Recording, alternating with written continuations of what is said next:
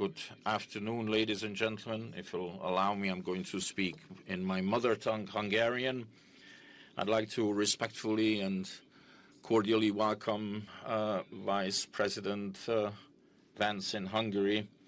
The last time a Vice President from the US visited Hungary was 35 years ago, and we haven't had such a high ranked American dignitary in Hungary for 20 years. And 20 years, that's quite a long period of time. With the election of President Trump, I believe a golden era has been ushered in our relations. We have enumerated the year of records was 2025 in terms of economic cooperation. 26 also is increasing impetus. We have increased our turnover with 50%.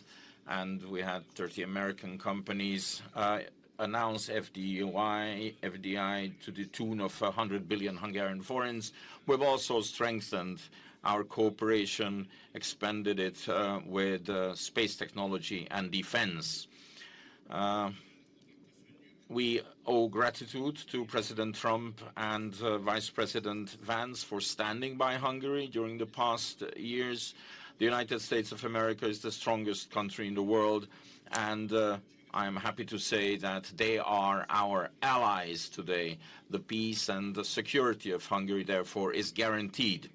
Ladies and gentlemen, we also discussed the fact that Europe is heading towards one of the worst energy crises of all times. We are seeing drastic price hikes, and if we do not take measures on time, we are going to see a shortage of energy, oil, and gas.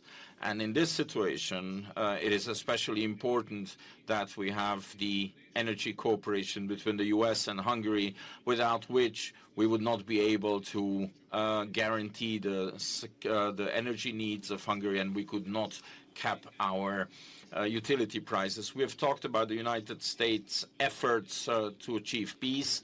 Hungary has always supported the US and President Trump personally in this peace effort. We've been living in the shadows of a war for 4 years now, and we are convinced that if President Trump were the president in 2022, there would not be a war now. It would not have started.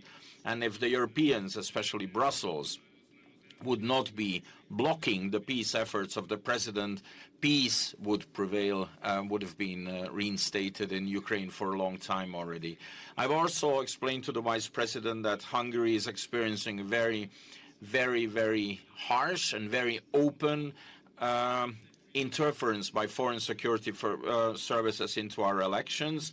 This is why we especially welcome the decisions of the President of the United States of America, with which he has closed the financial taps that supported interference into the elections of other countries. I've been waiting for a long, long time for this meeting, and I'm very grateful that we met today.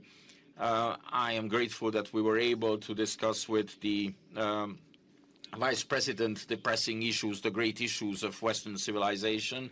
I am not sharing any secret when I say that there is a continuous discussion between us, an exchange of experiences related to government work, especially in 4 areas. 1, migration. Number 2, gender ideology. Number 3, family policy. And number 4, global security.